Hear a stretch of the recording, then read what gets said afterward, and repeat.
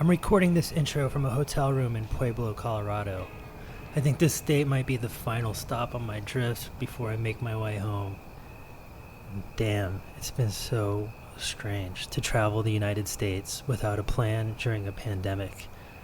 All the new normal aspects of life I thought I was accustomed to back at home feel even more surreal in the context of a rural town I've never been to. It makes me think that this is just how life is going to be. Right now, I'm at a loss for words on how to describe how alien and remote my country has become. Prior to this drift, I'd never been to Kansas. I always thought of that state as a place of endless wheat fields, the Wizard of Oz, jazz, and tornadoes moving across flatlands.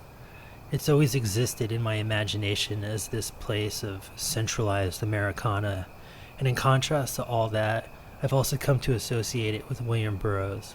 I knew that towards the end of his life, Kansas was his final destination. Because William Burroughs' physical narrative ended in Kansas, I also like to think that this is where the images and atmosphere generated by his creativity solidified into our consciousness. One of my favorite aspects of his work, and specific in Naked Lunch, was the idea of inner zone, not only as a setting, but as a concept. I always thought of Inner Zone as this atmosphere that contained the seediest corners of New York City, London, Tangier, and Mexico City.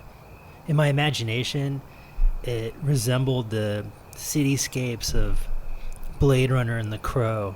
It was a perpetual underbelly run by the characters of a Henry Darger painting come to life.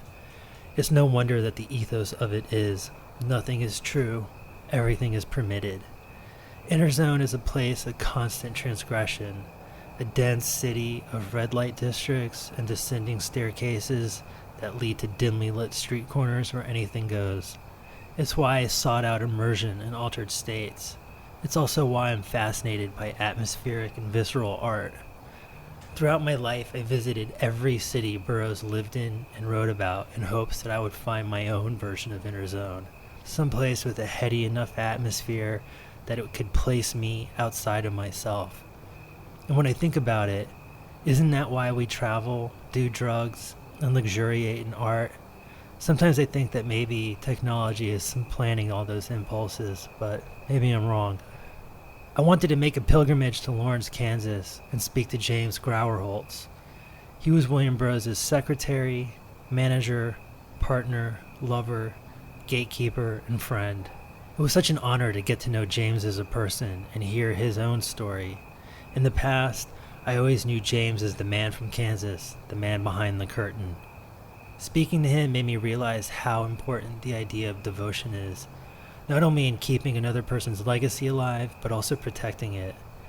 Outside of his books, I believe James is one of the final links we have to the essence of William Burroughs, and I couldn't think of anything more romantic. What a great place to end this drift on before I make my way home. We recorded this conversation poolside from his backyard in Lawrence, Kansas.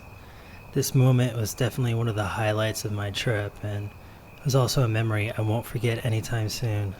Hope you guys enjoy my conversation with James Grauerholz.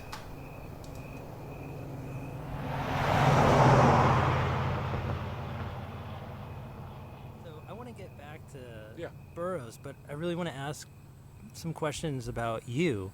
I'm curious, what was the atmosphere of your childhood? What kind of childhood did you have? Did you grow up here in Kansas? I was born in Coffeyville, Kansas, on the Oklahoma line, and somewhere around 5th grade, all the teachers were saying I was an underachiever. I was bored. I was once punished in 4th or 5th grade for sitting next to the bookshelf under the glass brick wall, and sneaking Collier's Encyclopedia volume by volume and reading them underneath my uni desk. I was caught. My fingers were wrapped with a ruler. What was my crime? I was reading an encyclopedia in class. You see where this goes. Yeah. Anyway, so I was alienated. And also, by the age of 9 or so, I knew I was queer. I mean, in my heart. And in this, I was very similar to William, by the way. you can isolate all kinds of shame attacks where he wrestles with it and thinks, oh, I want to be straight, and he goes to, just shrinks, says, oh, make me heterosexual. But it was easy for him to break through because of the integrity that I just mentioned. He knew how he felt. He knew that deep down he wanted to reach out and touch the penis of his friends in, prep school. He couldn't lie. This is the point. Lying was very impossible, including lying to himself. And so what we call passing, whether it's your skin color or your sexuality or all kind of things, he couldn't. And you would think this is very funny to say about a guy who wore a three-piece suit and a necktie and dressed impeccably for most of his life. But he didn't do that to pass. He was simply raised up by upper-middle-class St. Louisans in a pre-war environment. And I think it's that same environment where there isn't any like reference point for what queer life is like. So you kind of recklessly go through life trying to figure it out. And it seems like, I don't know what it was like for you, but it seems like from reading numerous William Burroughs biographies and documentaries, it really seems like he really recklessly went through life trying to figure out who he is, how he wanted to represent himself, how he wanted to present himself, and then eventually figuring out how he wanted to express his creative imagination. You can find places where he is apologetic to himself or to that boyfriend from Mexico who, if you recall in the bios, after he witnesses the shooting of Joan, which was a terrible, idiotic thing on Burroughs' part and Joan's part, highly regrettable and tragic. But still, even after Louis Marker, aged 21 or 22, after Burroughs gets released, like 3 weeks later on bail, crooked lawyer, crooked judges, of course. Mm. But Louis Marker moved into his apartment, and they were roommates for most of a year. So whether they continued to have in prisons and on shipboard, they call it facultative homosexuality. Marker was not queer, but as one of the characters says in the book called Queer, people can be reasonable. People can be Inviting, what the hell? Yeah, straight guys, most straight guys have a queer act in them or two. But I'm getting off the topic. Wishful not thinking. Totally, Yeah, but right. He actually developed a good sense of who he was, beginning when he finally gave up the idea of ever fitting in. And that kind of happens when he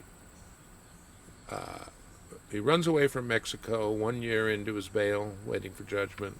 He sweet talks his mother into financing his anthropology trip to Central and South America to take the ayahuasca, the aje. So they had a little bit of money, and they say he's going to do this, okay? He did study anthropology in Mexico City College, and before that at Harvard, and so on. Okay. So he goes and he takes this psychedelic, which I think it's safe to say, really, the dérèglement de tous les sens, it deranges him deeply. And then he kind of goes back for one last fling in Florida, then up to New York, and he tells Allen Ginsberg, whom he had always kicked to the curb back in the war years, looked down his nose. He liked him, but now Burroughs is saying, let's be lovers. And now Ginsberg is older, and he's had some boyfriends. And he always admitted, Ginsberg, who really couldn't fake it, he really couldn't tell a lie. He said, I still regret that I said, who wants your ugly old cock? And I'm sure it was like a dart to the neck of 38-year-old William That's pretty Burroughs. harsh, yeah. And to just turn the thing around, here's how they saw him. Just a slight. In the very beginning, in December 43, January 44, Burroughs knew David Cameron. Lucian Carr had come to New York. Well, actually, he had met him in St. Louis and in Chicago in 42. The point is, Lucian Carr was the one who met Alan walking down the dormitory hall and saying, "Oh, the Brahms Third, trio," and goes in. And it was Lucian Carr who made friends with Jack Kerouac at the West End Bar. So Lucian was the linchpin to bring Burroughs together with Ginsberg and Kerouac. Well, how about this? When did you give up on fitting in? Well, I never fitted in. I'm an only child. Likewise. It's got its ups and downs, hasn't it? Yeah. And both of my parents were showboats. My mother they were both very talented, bright people, but my mother, I'll be brief with this, but was a singer, an actress, a music collector, a costumes collector, a seamstress, a performer, a producer of programs. She called them programs, like, program, Southeast Kansas. I go to the nursing home with 4 junior college ladies in your outfits and sing the songs of the 1890s, right? So all of that rubbed off on me. But the point is, she was a showboat. She was very narcissistic and solipsistic. And she loved me and lavish. She taught me to read by the age of 3. I mean, that's not I'm not bragging, that's the truth. So she spent all that time on me, but she didn't know how to parent. She was still a child. And my father's the same thing. He had been a war hero, and got into veterans organizations where now he could be on stage and giving speeches from one venue to the next. Then he was running for office, and he was a trial lawyer, so the courtroom is like a theater. So he too was a childish, full-grown man. And so I didn't have any role models. I didn't have any siblings. I grew up thinking that for James Grauerholz, it's be a genius or nothing. That's really that's my integrity. I'm being truthful. Because the narcissism rubbed off. I was about to say, did you achieve genius status? Well, I leave that to others to decide. Fair enough. So let me read you a quote of yours from from Word Virus, the William Burroughs reader. On February 12th, Burroughs opened the metal door of his loft at cocktail time to find a tall, bespectacled, blond boy of 21 who had just arrived in New York from the university town of Lawrence in his home state of Kansas. Within 2 weeks, Burroughs had invited the boy from Kansas to live with him in the Broadway loft, and that was the beginning of my 23 years with William. Give me some insight into that moment. What was that like? Where were you in your life? What brought you to New York? All through college, in addition to doing poetry magazines and studying Eastern religion, that was my major, Eastern philosophy, I was in a band because of the mom thing. So I wrote songs from the age of 15 or 16 and recorded them. And I wanted to go to the big city with my music talent. I also had made contact with Ginsberg and Burroughs. I had met Ginsberg in May of '73 on a brief trip. I actually, when I went to New York, arriving in early February of '74, I did not know that Burroughs was in New York, that Alan had set him up for a 4.5 month, semester residency at CCNY. I'm assuming you were already familiar with his books at that time. Everything I get my hands on. Got it. And he was my number one literary hero. And anybody that he said he read, like Beau Brummel, he wasn't really a writer, but a famous dandy. That's where William could be a queer in a three-piece suit, right? Mm-hmm. The dandy. A 19th century concept. So what was it like for me is what you want, and I want to tell you that Burroughs invited me to come over for dinner, to go out to dinner. So I drove my little 1970 VW minibus, and first of all, I was on West Broadway, and he said, no, that's a different street. Broadway. Oh, Broadway. East Broadway? No, that's a different street. So I finally found the loft, and I parked, and of course, I've told this overall story a number of times, but it's still quite vivid, I think. Mm-hmm. I remember opening he buzzed, intercom, buzz, street door opens, and I look, and there were two straight flights, two straight flights with tall 19th century cast iron buildings, Lower Broadway. It was like Stairway to Heaven in that sense. But as I climbed the stairs, I looked like a hick, but a kind of a colorful, cute hick. I mean, I had literally a Stetson hat on. Very midnight cowboy. A little bit. I had my Fry boots. I had a shirt with pearl button snaps. Yeah.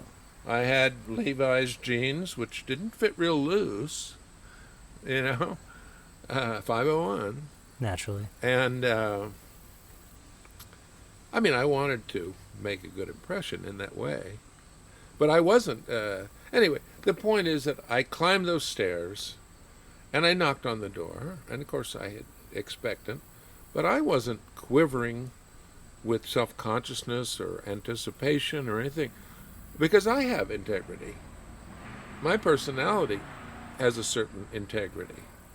I remember thinking to myself, I wrote it in my diary that night when I got back to Brooklyn Heights, where I was staying with a friend slightly older from Coffeyville.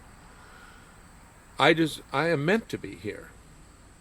So to just recap that back to your question, you said, how did I feel knocking on that door and hearing the ka-chunk, ka-chunk, if you're old enough, you remember Fox locks and these weird retaining bars and clunk, clunk and these cross things. How did I feel? I wasn't scared. I was like, he's going to like me. I did more reading than anything else in my childhood. So I was completely up on everybody that had been in his life and everything he had ever written, every interview he had ever given, anything he said. Irving Rosenthal. Oh, yeah, I just read Sheeper the other day, right? I mean, I was right. I was already, what's the old saying? Luck is when preparation meets opportunity. So this was my opportunity, and I was prepared. And I met him, and we had strong scotch and sodas, like probably two, and we went down those two long straight flights, and we walked all the way down really to near the landing of the Brooklyn Bridge. Anyway, we went to this little joint. I still remember he said, I like the soft shell crabs here. He ordered a bottle of Valpolicella red wine. I said, red wine with the the crustacean, with the seafood? That's another myth. By this time, we're both plowed. We'd had a couple. So anyway, we drank and carried on, and of course it was February. So as we left the place, we walked all the way back up Broadway to Grand Street, just above Canal, and he quotes a little Kipling, "The wind that blew between the worlds, it cut him like a knife," and he would just spout endless literature quotes, which I mostly recognized. And so these are cherished moments. And then we get up back to his loft, and now he's lit up. So he gets close and puts his hand on my thigh, And I still remember vividly looking kind of a little sad and apologetic and saying, you know, Bill, I really dig you. I really want to see you and spend time with you, but we just met tonight. And I'm already pretty high on that. So could we wait before we do go to that? And he... It sounded like he was trying to be somewhat charming and personable, though, before he went to put the moves down. Well, no, but you make a good point, because at the time I met him, he had been living next to Piccadilly Circus, which was the central... There are others in London. It was the apex of the swinging 60s, right? Yes, but it was the hustler district. It was like 42nd Street for hustlers. Male boy hustlers from all over England and the home counties. He was he was used to getting it a little easier. He and his building mates, Brian Geisen and Anthony Bulge, the great filmmaker. I mean, I knew Anthony a little bit. He was just really a mad queen, but I mean, kind of a great artist. The point was, they would sit around and dish and camp. Most people don't know that Burroughs ever did this, but he could sit around and be absolutely a high teacup queen with the best of them. No kidding. Oh, yeah. If he was in the company of others right, making that kind of humor. So, I didn't ever see him with a pickup boy. I guess when we were touring in 74, 75, 76, occasionally there's some fan from after the reading would, I'd say, come on back to the hotel, you know. And then when I realized that it was William that they really want to get close to, I'd say, all right, I'm going to go to my, you know, they have a mini bar. I'm going to, you know, get a split of, or 5 splits of whatever.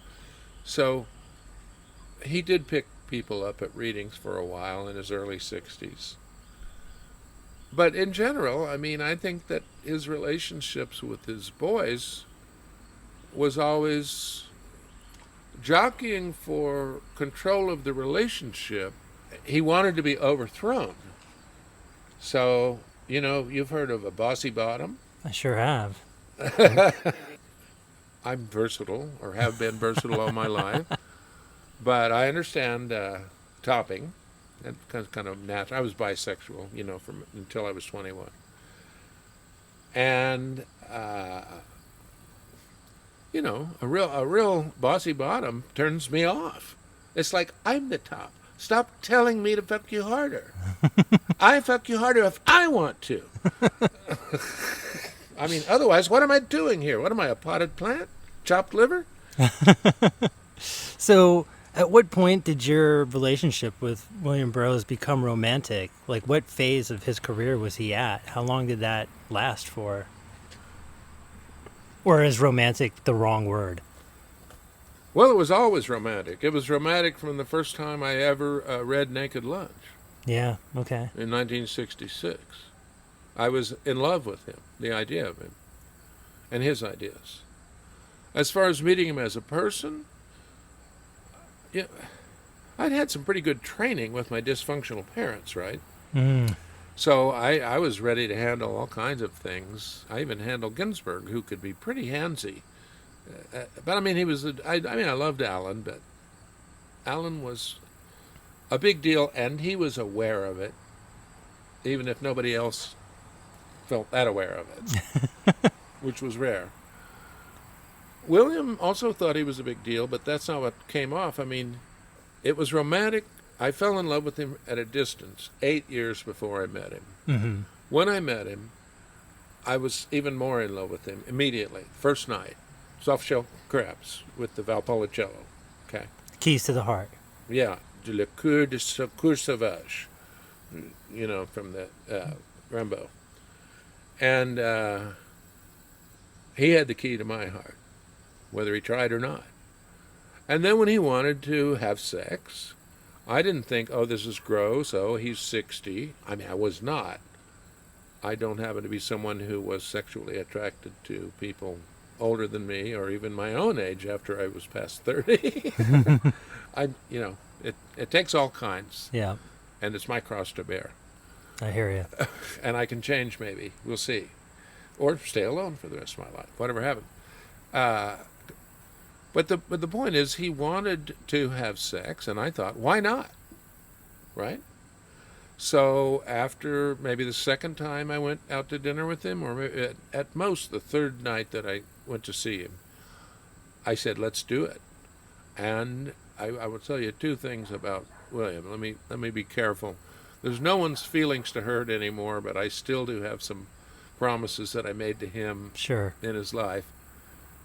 But he was very open about the fact was that he did not top. He was all bottom. All passive anal. All. I think that's clear from his writing. Yeah. And he really did not want to be the recipient of fellatio nor the giver of it. That's surprising. Oh, no. He did not want that at all. All he wanted was to play with the cock of his partner until his partner was very excited and then flipped him over and screwed him. And ideally, you would lose yourself in this and just like ream that ass. Yeah. It's what he wanted.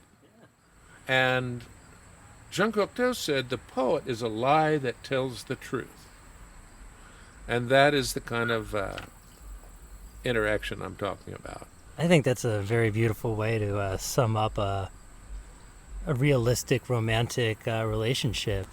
Like, did you already have skills as an editor and as a manager, or was it during your relationship with him you saw certain gaps within his life and his professional trajectory that you were like, oh shit, I can fill these holes and I can help like put some momentum behind this and kind of carry you forward as not only as a partner and companion, but as a business partner? Okay, that whole line of questioning, which is great with me, fine, plugs into my narrative in two parallel ways. Mm-hmm. One is, and this is the part where I'm afraid to say it because it sounds conceited, and that's what Howard Brookner did to me in his documentary by editing my monologue over the montage. But I'm a self-teacher. Every skill I've learned. I mean, my father was a lawyer. He used to play staplers, paper clips, carbon paper, onion skin, mucilage, erasers. Yeah, but the point was I taught myself secretarial skills. I just picked it up. I mean, I think learning on the job is the most valuable way to learn any skill. I mean, you'll get so much further doing that than you will learning something from a book or sitting in a class. Not to devalue those things, No. but I think in the process that you're talking about, it makes perfect sense to me. I had learned about live music production, PAs, engineering. At the beginning of it, I had worked at a radio studio, just soaked it up when I was 15, 16. But I was mostly self-taught, the managing thing, and taking a call, reading the letters, calling them back, negotiating. And the production part was important, by the way, when we were touring, because that's where my stage experience, I would show up and say, hey, this is pathetic. Your sound is these little 4-inch speakers all through the acoustic tile of the whole big square room, and you have these bright fluorescent light panels. This is no good. Get me a pin spot, get me a flood, get me some monitor speakers, and some sound reinforcement and a decent mic. And it's crazy to think that those performances are now what we see on YouTube. Yes. And I think that's pretty amazing that through your diligence, we now have this incredible archive of live content that exists on the web for all time. I'm glad. And years ago, I got over the notion that it was piracy. Yeah, I mean, that's a whole I gotta live with it. There are a lot of, it's a trade-off, a lot of good things. Well, here's who you can thank for the theatricality of those performances. You can thank William, who totally lived up, because he had been in school plays from like third grade, fourth grade. But you can thank my mother, Zelda Polk Grauerholz. She loved the stage. She loved to sing and perform and to get dressed up in costumes and wait for her cue and what is the gag? The roar of the grease paint, the smell of the crowd. But that she and I grew up on that. And by junior high, I was painting flats, the canvas things that make the set. That simple set. The point was, I came into it loaded. I looked at these weird, like, conference rooms. I said, Burroughs is not going to read. Get me a dais. Get him, like, 18 inches off the floor. And they would go, we can't. I said, yes, you can. You have to. So that's part of it. I made it showbiz. Because, once again, I'm going to call on Jean Cocteau. The poet is a lie that tells the truth. That the height of authenticity is the highest degree of artificial naturalness. Ask any actor. You can tell the truth by just testifying in court. But from the stage, you want to tell the truth. You want to keep them with you, with your timing and your intonation and your bodily movements. It all fits into one performance. That is part of it. Now there's another piece. William's first view of me was a young fan, quite young, and sexy and cute, even though I didn't see myself that way, really. Not totally. And then when he invited me to share his loft, I was sleeping with him, and he wanted sex daily, nightly. He kind of needed to be drinking. So, but that only really went for 2 or 3 weeks, because I was working at the Gotham Book Mart, and another employee, a guy named Bruce, go figure. Yeah. It was 1974, Paul. It was, Bruce knew my first lover, Richard Elovich, and brought Richard up to meet the Burroughs secretary. Once I had met Richard is still living, about 10 months younger than I, right? So, and he was he also is really quite a personage to this day, but I won't go off and describe him. For one thing, he was very prominent in ACT UP and Queer Nation and in the protests, and needle exchange was his thing, and that's what he's made his life's work. He's worked needle exchange in the Eastern European, former Soviet bloc countries, trying to save IV drug users from HIV. But I mean, I met Richard, and that was not our focus. Our focus was on every kind of sucking and fucking that we could think of in every place that we could get away with. And that led to me spending nights in Richie's little apartment, and he resented it. He didn't like it. And he let me know that he was hurt and disappointed and frustrated and kind of resentful and mad. And I still remember, again, very vividly, I remember where we were sitting. I was standing, and he was sitting on a chair at toward the east end of the 452 Broadway loft, and he was kind of anguish. He volunteered to do something, a sexual act, that he understood to be something I preferred, that it was not in his repertoire. I kind of pretty much spelled it out there, right? But my thing was, I said to him, "Oh, Bill, it's not like that. I'm a young man, just a boy, and now I have a boy friend. And we're doing all this." I mean, he later wrote the words, to feel 18, you have to be 18. Old fool sold his soul for a strap-on. Right? Well, that's in his later work. That my point being that he was anguished and begging me to stop seeing Richard and spend all my nights with him in bed. And I said, "Bill, I don't think that's my life right now. But I love you, man. I just think you're the greatest. You're the greatest person I've ever known. And I don't even really fully know you yet. And I think it'll just keep getting better. And all you have to do is to get over this, jealousy and this jilted feeling, and we could be friends, best friends, for life. That was like March 4th, 1974. And then how did the end of the New York years play out? Well, that was a very bumpy period because we went from triumph to triumph, as they say, for a couple years, and then we went to Boulder for our second summer visit, and his son showed up, and Billy's liver blew out, and he got a new one, and that meant staying in Boulder, which I and Richie and William did for 6 months. And at some point, Richie said, I'm going back to New York, and from then on, he and I were just kind of half-time lovers. We weren't like married anymore. Friends with benefits, though.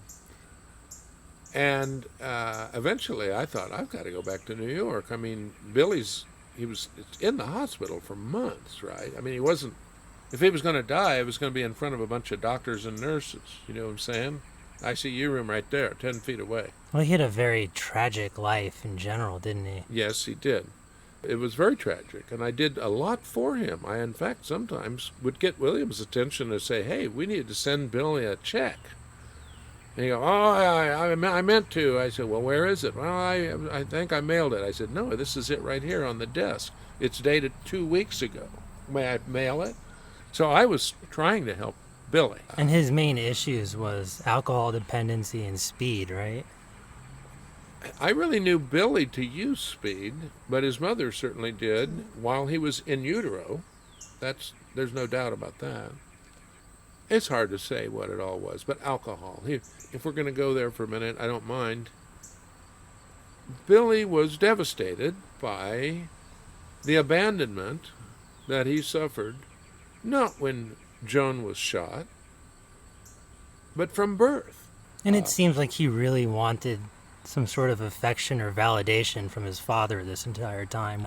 Billy couldn't give up on it, and William kind of strung him along emotionally. I'm not going to mince words.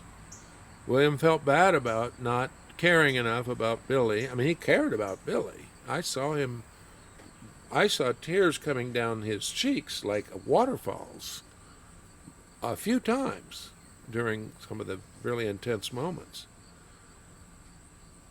But he just didn't have it in him. It was a bad fantasy. It was this whole idea that he was going to get married. This is part of before he gave up and went to Tangier and said, fuck it, I'm not going to have a wife. I'm not going to make my parents happy. I'm not going to make society happy or anybody else happy. I'm going to take drugs and hang out with all these freaks and creeps and screw Spanish boys here in Tangier. Boys, again, Yeah. not children. Yeah. Kiki. Kiki was 19, 20, 21. And ran away with a Cuban band leader who shot him in Madrid. No shit. In a big Spanish boyfriend daddy fight thing. Wow. The point is that William was he was a terrible father. It was a big mistake that he ever fathered even one child. And Joan was a terrible mother. Between her speed and her tequila, you kind of see what created this family. Right. It's as if Billy were the only child of a very egocentric, let's say, show-offy writer, raconteur, father, and his mother ultimately kind of withering in the, not in the shade of, but being outshone. But both of them would totally go to the Bounty Bar in Colonia Roma and drink all afternoon and night and come home plastered on tequila and worn out from all this. And in her case, she was able to get hold of some speed in Mexico.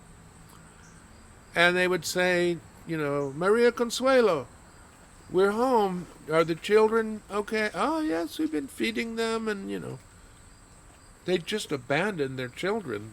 And then it seems like this all culminated in Colorado when Billy, I believe, passed away from the complications from the liver transplant. William was rather dutiful. He was in Boulder, He found a younger man there, really a wonderful guy, dead many years now from AIDS, but Lee Hardy, who had writing aspirations and talent, and was a junkie, because the whole Boulderado scene then was what now Boulderado is like, I don't know, $2,000 a night for a little closet. Then it was SRO, you know that, New York, single room occupancy. Mm-hmm. It was just pensioners and gangs and young freaks and junkies. There, I could rattle off the names, but I'll just spare. Half of them are dead anyway. There was heroin in Boulder, and William was taking it with Cabell, and so he was kind of back on, and I wasn't there. And to some extent, I'm more parental toward William. Yeah.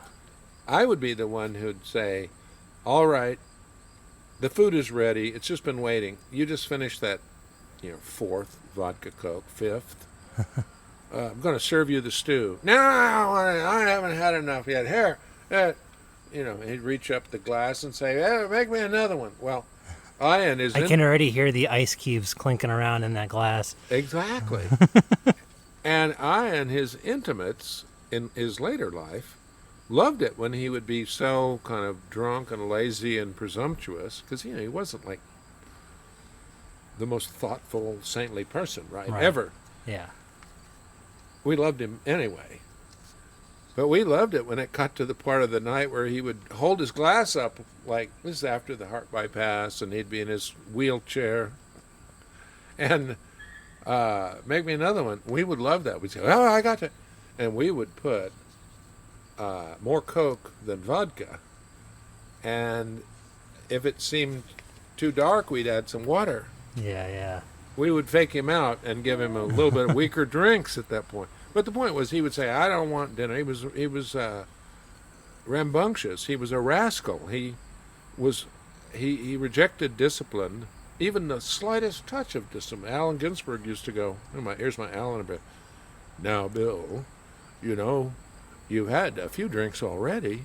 Maybe it would be good to have some of Gregory's, or no, that's a bad example. Have some of Peter's paella. And I don't want paella. What the hell is paella? I've had paella in Madrid, in Seville. So things started falling apart, it seems. In Boulder, they continued to kind of be falling apart because James was the cat, and when the cat's away, the mice will play. William was a victim of his own notoriety, right? Not intentional. Whether it was Boulder or the next phase was when he really came back, not just for a visit. In the fall of '78, he fell in with this group of junkies in New York, and of course that was the white blizzard days. He was a block from Stanton and Rivington, and you just storefront, But close friends, Stuart Meyer, who wrote about it, my dear friend to this day, Howard Bruckner, who has been gone since 1989. Many others I could rattle off names. People that like to take the dope with him, they would bring him dope. Buzz, who is it? It's Victor. Victor, I'm here. I have some more light bulbs for you. Light bulbs, right? Mm-hmm. All right, Buzz. Were you living with him during this time, or you had your own place? I had the bunker. I established the bunker in September 1975. I built the walls of the rooms, which have now been, I think, removed, some of them. But William really pretty much pulled up stakes in Boulder and came to live in the bunker in the fall of '78 for the Nova Convention, leading into the Nova Convention. And what was the Nova Convention? The Nova Convention was a week-long symposium produced by Sylvain L'Étranger, John Giorno, the late and great, another ambiguous relationship with me, but overall I loved him. He was Uncle John, right? And he was great in many ways. But so I and John Giorno and Sylvain L'Étranger produced the Nova Convention, and we produced the hell out of it. We ended up attracting a long slate of countercultural luminaries, And I had this idea. This was my idea. I said, Burroughs has been so influential on so many artists in so many different discipline fields that the fans of those artists don't know where they got it. So the Nova Convention was a summoning together of that tribe to turn, is it like a bunch of people with mirrors, like North Korean, they turn their things and a different face shows up in the stadium, to turn their mirrors back to Burroughs. And he played up to it. Terry Southern was the MC, Julia Hayward and Laurie Anderson, my dear Laurie. All this stuff was so revolutionary. I recruited Frank Zappa. He just happened to show up because of a mutual friend for the B-52s show. And Patti Smith performed. I knew Patti Smith. She was an early recruit. Keith Richards was a John Giorno thing from Brian Geisen, who had his head up his ass. I'm not going to trash Brian Geisen, but he was vain and he was an incessant exaggerator. The Nova Convention was a huge, all-involving thing. Everybody I had known in New York in those years, and William had known, and people we had met and seen and known in L.A., San Francisco, London. We hadn't been to Berlin then, but, the point, it was a world gathering of scholars, translators, publishers, poets, musicians, dancers, John Cage and Merce Cunningham.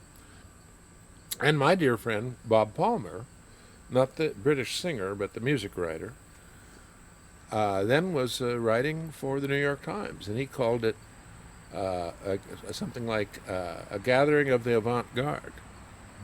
Yeah, the counterculture as it stood at that moment. But it was the pinnacle. Yeah. We had the people who had been to the mountaintop. And all in one place. All in one place. And maybe they weren't coming down with stone tablets, which is just as well, because if you carry out that analogy, you would have had to break them and curse everybody. Yeah. But the point was they were all saying, yes, we, from Cage to Ginsberg to Zappa, even Zappa, saying this guy was a big piece of it. And then it seems like this Nova Convention happens. William Burroughs' son, Billy, dies, and it seems like there's a vacuum created in his life where I think, at least from my outside perspective and what I've read, it seems like the Nova Convention was like as good as it gets. There's no bigger or better party, and it's kind of hard to follow that up. Very good observation, Paul. And the word that comes to my mind is apical. It was like an apex. So we were all kind of in come-down mode for weeks into January. But the heroin was continuing. People would still buzz and come up with glassy, they called them baggies, but they're about half inch by an inch and a quarter. Mm-hmm. And they go into William's bedroom and hear, and they come out like all loaded and act like they're keeping it from me, right? I'm not one of these people who will say or can say truthfully that I never took heroin. That would be a total lie. Mm-hmm. I have taken it. I just never, was a really junkie. Yeah. His fame was becoming self-poisonous. People who knew more about the icon that we had created, and I participated in creating this icon with all that showbiz on the road, and right, and dealing with the press and setting up the interviews and running them in and out, and say, okay, that's it, one more question, and the next one's waiting in the corridor of the hotel. William would say, it's like a whorehouse. I had created this, or helped to create this monster, and William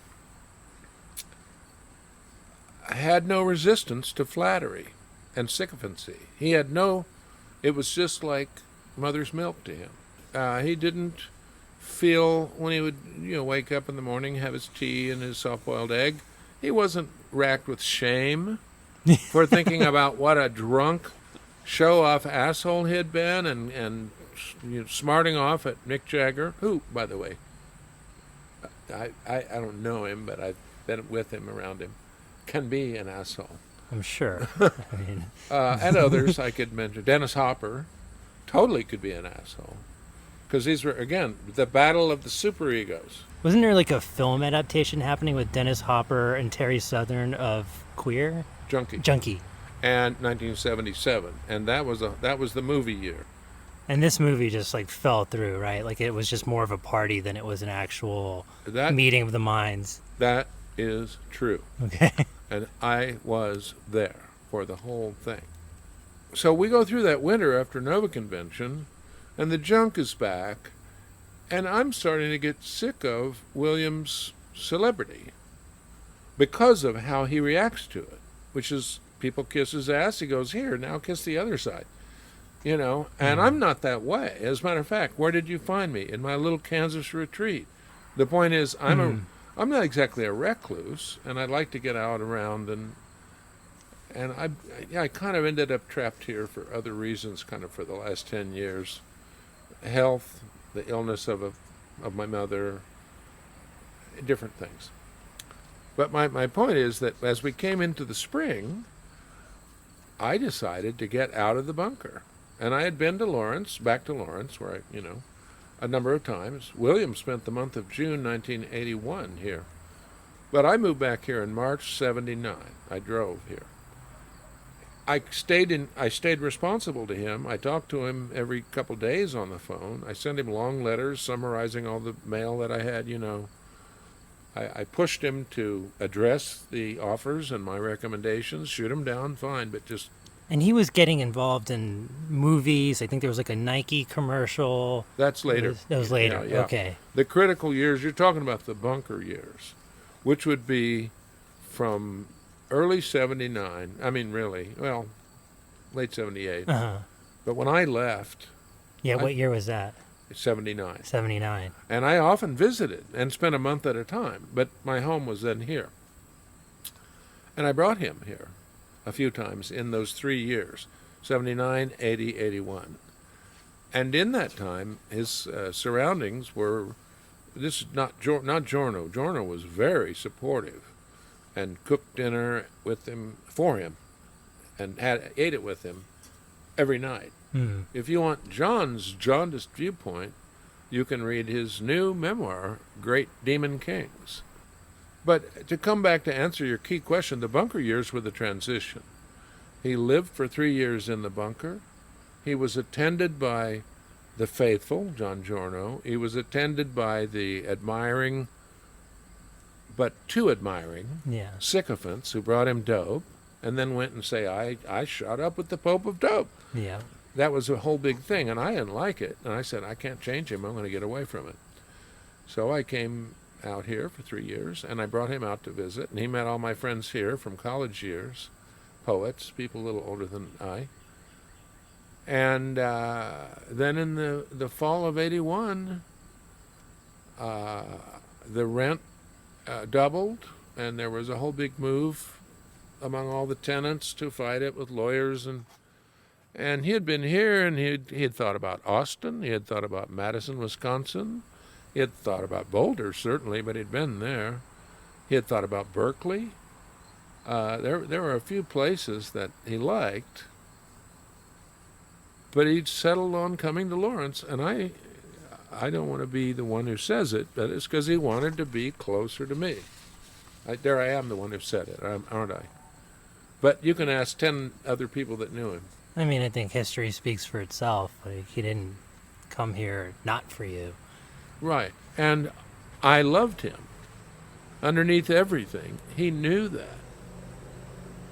I was when I'd set up the dinner nights, 7 nights in a week, right?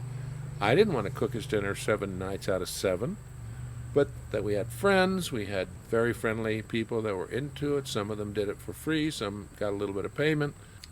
Sometimes those people would have an obstacle, a problem, they'd contact me, or sometimes they'd just no-show. Not that often. The point I'm making is, when all else failed, who shows up with food? Me. Pop-up. Yeah. Pop-up. Yeah. It was like Postmates.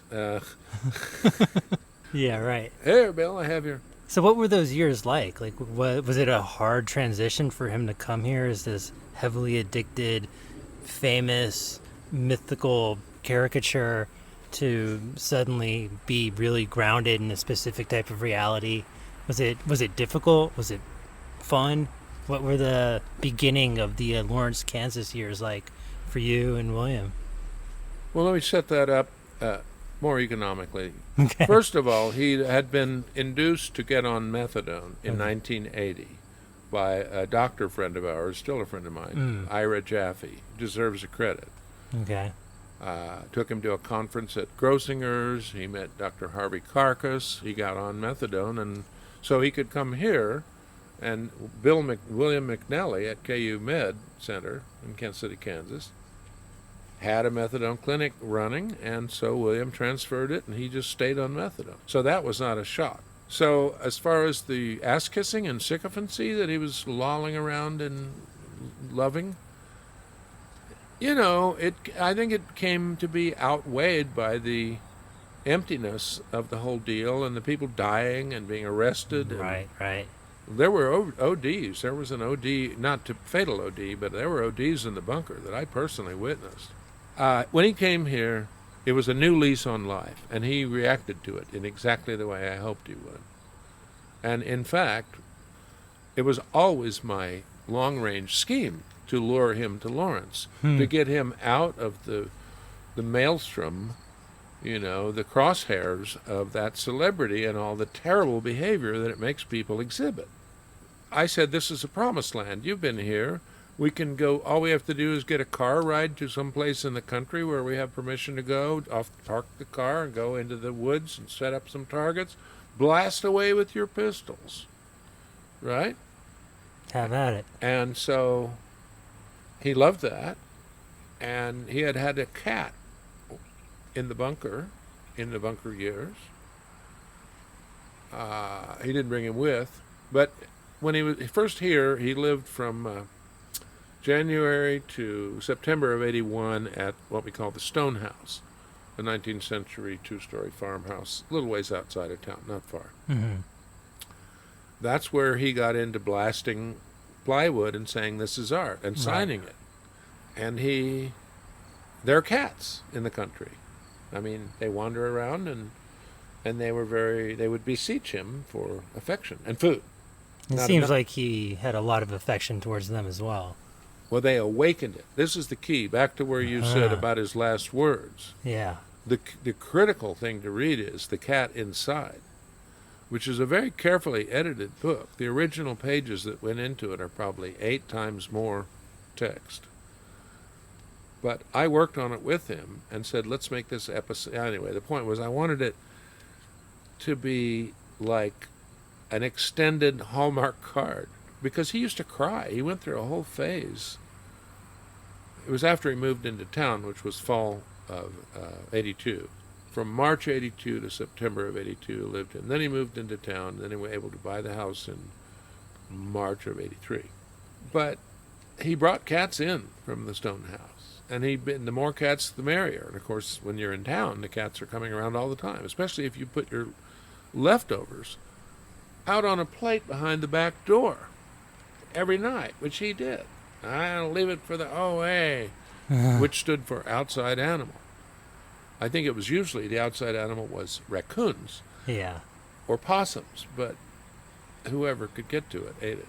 Yeah, at what point were you approached by David Cronenberg for creating the adaptation of Naked Lunch? Was that while you guys were living here in Lawrence? There's someone named Chris Lucas. Okay. Was a writer for Ciné Fantastique magazine.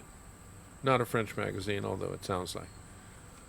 And he had done an interview with, the short answer is I approached Cronenberg. No kidding. Oh, yeah. I read... Yeah, tell me about this whole process, because it's been hard to find any information about this. And I've always wondered about, the process and your reaction to the film. The process was, back to the bunker years, I read this article. It was an interview with Chris Lucas and David Cronenberg. And I liked David Cronenberg's films. I had seen Scanners. I liked that. Who doesn't like an exploding head on screen? It was new then. But Videodrome is pretty stellar, and I feel like very closely aligned with the world of William Burroughs and Inner Zone. And Very much. David has said many times, interviews and stuff, that he was very influenced by Burroughs and Ballard. But to go back to your question, so I said to this Chris Lucas, I said, can you get a letter to David Cronenberg? And I wrote a letter that said, Mr. Cronenberg, I'm a big fan, and Burroughs has seen some of your films now, and you're saying your dream would be to make Naked Lunch, his thing used to be. But of course it's unfilmable, it would take 5 years and $1 billion. So I said to Cronenberg, are you interested? And he kind of came back and basically yes, and we started talking, and then I went to London in '84, and I met Jeremy Thomas, Recorded Picture Co., who at that time had done Bertolucci's Little Buddha, which was a big hit for RPC. And his right hand, the late Hercules Belville, who was a great character, kind of a heterosexual Brian Geisen, a really grand person. And Jeremy and I cooked up a plan to get Cronenberg to focus, because meanwhile he was taking these jobs. Dead Zone, which is a great movie. What's the one with the twin? the one of Jeremy Irons. Yeah. Dead Ringers. Dead Ringers. And Cronenberg was distracted. He loved Naked Lunch, and Jeremy and I said, let's take him to Morocco. He's never been to North Africa. I hadn't either. Are we talking about Tangier? Yes. Okay. And so we did. In January 1985, financed mostly by Jeremy, a group of people got together in London, flew down through Spain, and went to Tangier together. And that was Jeremy Thomas, Hercules Belville, and David Cronenberg, and me and William Burroughs. And we spent a week in Tangier. We hung out with Paul Bowles like 3 times. Nice. They were old friends, right? Yeah, So, yeah. I spent a whole day at his place in Mueble Citesa. I've actually been there in that area. Yeah, you know how it is. It's Yeah. It's like a labyrinth. and kind of a dry ghetto. Yeah. you Yeah. know, concrete in the streets and Yeah, yeah. But also dry, and it was, when I went there, very hard for me to get booze. I went during a holiday, and Muslim country. I know. Well, it's And another story, but yeah. I know. Well, I'm not obviously. I am not. I just made a "who me" expression with my hands. I also we made sure that we could score alcohol. Nice. William and I, because we both drank, and Hercules would drink if he could. Jeremy would smoke all the weed that you can hash. You could give him. Cronenberg didn't smoke weed or really drink. Huh. What basically happened was David was pre-producing to shoot in Tangier. Because there are a lot of great sets. The best, yeah. It's amazing landscape. The location, and people were experienced. You could go there. You didn't have to bring all of your people. You bring your own DP, and your own gaffer. But you know what I'm saying. There were plenty of PAs who had worked on other stuff. But we had a little problem. By the time between 85 and 90, when they started shooting, there was a whole other wave of Arab nationalism in Morocco. Yeah. And it became dangerous. And even if Jeremy had been willing, his insurance... Was not. You see what I mean? Yeah. When you make a movie for $17 million, I think that was the budget then. Yeah. You have E&O, error and omission insurance. Right. And they said, we're not going to cover you to shoot there now. So then David was thrown back on his own devices on a Toronto soundstage, which changed things a lot. And also David wrote his own script and was kind of impervious to suggested improvements from me. Was it known at that time that this wasn't going to be a literal adaptation of the book? Because I feel like the Naked Lunch movie isn't so much an adaptation of Naked Lunch as much as a continuation of artistic dialogue that the book puts out. Well, remember what I said. Cronenberg had said before he ever met Burroughs that Naked Lunch was unfilmable because there were so many locations and characters.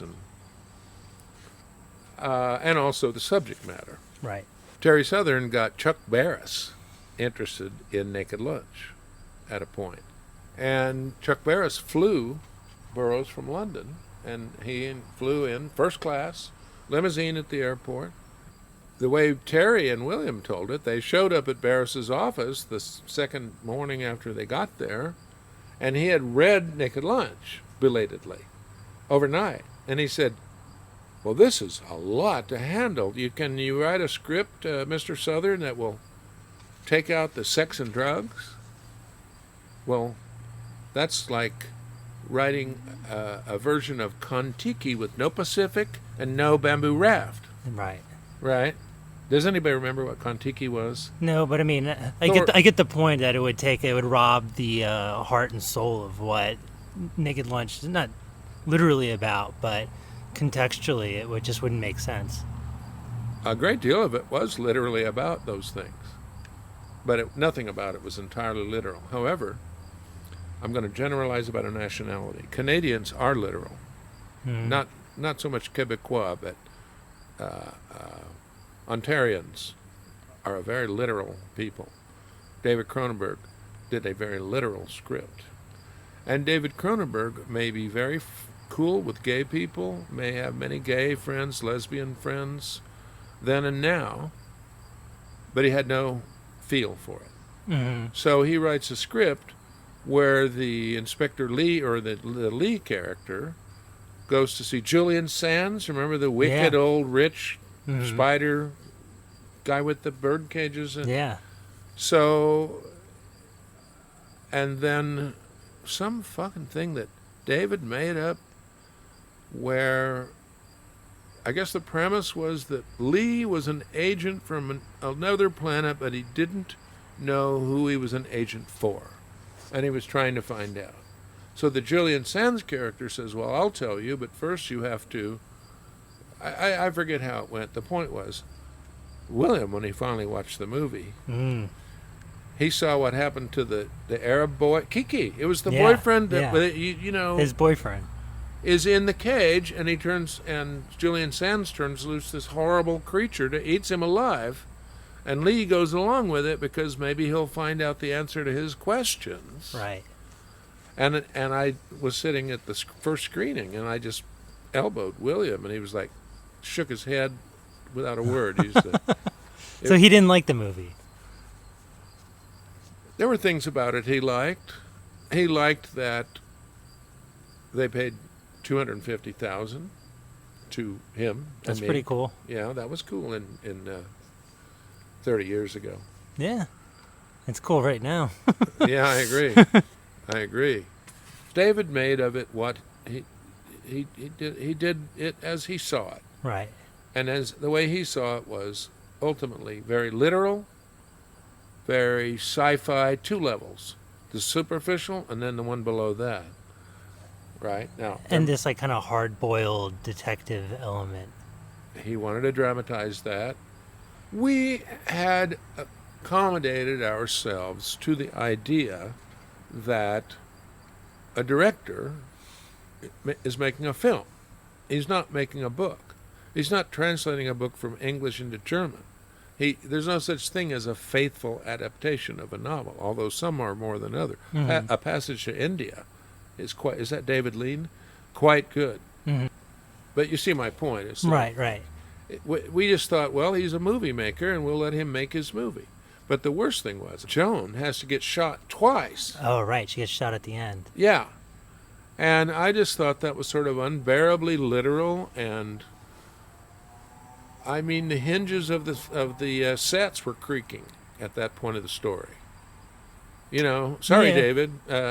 Well, you know, it's interesting because, like, I discovered William Burroughs through a teacher.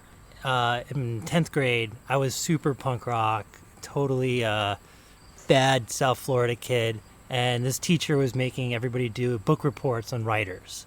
And he set me up with this other kid who I didn't know. And he was like, you guys actually don't get to pick who you're going to write about. You're writing about this guy named William Burroughs. And I was like, what? Everybody else gets to pick? But me and this kid who I don't know, we have to write about William Burroughs. And he's like, yes. And this kid actually knew a lot about William Burroughs and about a lot of the art around him, and ended up being this kind of great experience for me because I got to experience all of Burroughs. This is probably like 96, 97. So I got to read Naked Lunch and see the movie at the same time. It was hard for me to like have like a super strong opinion about the adaptation because it was something that I had experienced at once. But I'd say like my biggest like Burroughs entry into his world and his work was me and this friend, after doing this book report, went to Epcot Center. And I was obsessed with this idea of what Interzone is. I knew that it was a city, or it's what Tangier used to be known as because it was controlled by all these different countries. But to me, it also had this other more textured atmosphere to it that almost felt like this surreal city that was a mix of New York, Mexico City, Tangier. It was like many transparent layers pushed together. And I remember me and this friend were like, let's go to Epcot Center and take a lot of acid and bring our notebooks and we're going to go to all the like the different countries and we're going to write this like detective novel, or not novel, but we're just going to write this like detective premise like in Naked Lunch. And mind you, these are two 16-year-old boys, so what we wrote was not very good. But that experience was just so huge because it made me fall in love with literature in a way that still resonates to this day. But more so, it gave me a deep appreciation of tone and atmosphere, not only in how I perceive it in my physical world and real life, but what I expect from it from books and entertainment. And the reason why I'm doing this podcast is a way to investigate those ideas even further. So just circling back to the movie adaptation of Naked Lunch, I can see where you guys are coming from and how it's a film adaptation and never add up to the book. But I think it's nice that it added another element of atmosphere to the idea and the mythology of William Burroughs. I thought that was really cool. It's really great to listen to you. I can kind of keep talking once I get started. So what a nice, refreshing change to listen to you. I'm with you. Well, we didn't neither I nor Burroughs hated the Naked Lunch movie. We did not hate it. Mm-hmm. But we agreed with the critiques. There were many, right, especially from the gay community. I'm sure. And how would you define what Interzone is? I think there's a line in Queer, the novel, that he wrote in 1952 called "What Happens in the Land Where Anything Goes?" In Interzone, anything goes. That's how it was when he got there. There was no unified command. The drugs were not really prosecuted. The hustling was definitely not prosecuted. Even the alcohol drinking wasn't seriously prosecuted. And of course, cannabis products were legal, basically. So he was like in heaven. It was like, that's what he thought about Mexico when he first got there in 1949. It was the total permission, everyone mind your own business. Well, that kind of went sour. In London, when he finally got to London with his lover Ian Somerville, who was a teenager when they met, in late 1959. At first he thought England was wonderful and interesting, and he soured on England, but stayed there a long time. So he soured a lot, got very sour. Yeah. Well, no place is ever going to live up to your expectation, and it seems that he took a lot from the psychogeography of every place that he lived and really brought it to his work.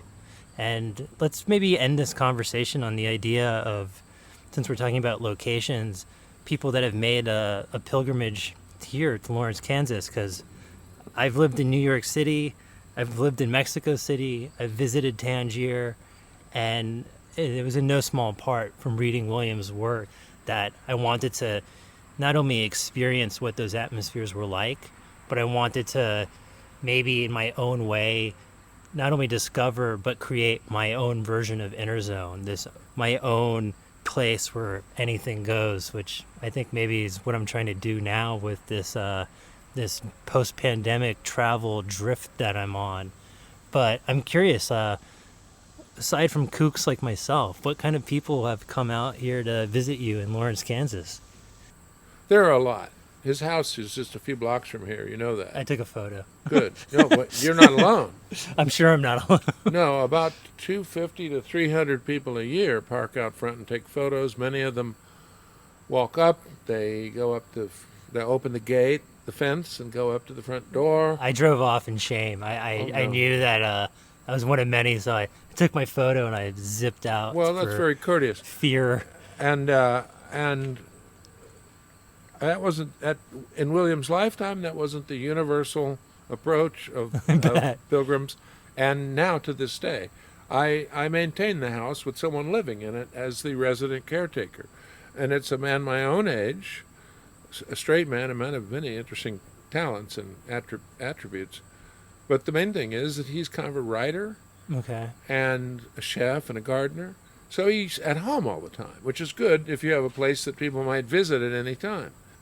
You know, you learn how to size people up in Right, the restaurant right. business. Yeah. So sometimes people would open the driveway part of the gate and just start walking back past the house, and he'd go, "Excuse me, can I help you?" Yeah. And they'd say, "Well, we just came to see the park." You know, he said, "Well, this is a private residence." "Oh, no, this isn't. This is public." Well, Burroughs was very famous. Of course, this is a public location. Right. And King would be like, "You are mistaken." Yeah. So pilgrims is one thing, but the wind-up thing that I would say, since you came to see me, since you have demonstrated an awareness of my life in the same picture frame as William's life, as being two kind of different people in a way, what I will say to you and all the listeners of your podcast is, it was always romantic. It still is. I loved the man, Burroughs, born in 1914. Before I met him, after I met him, after he died, and until right now, tonight, August 23, in the pandemic year 2020. I love him. I love him. I've never loved anyone the way that I love him, and never will.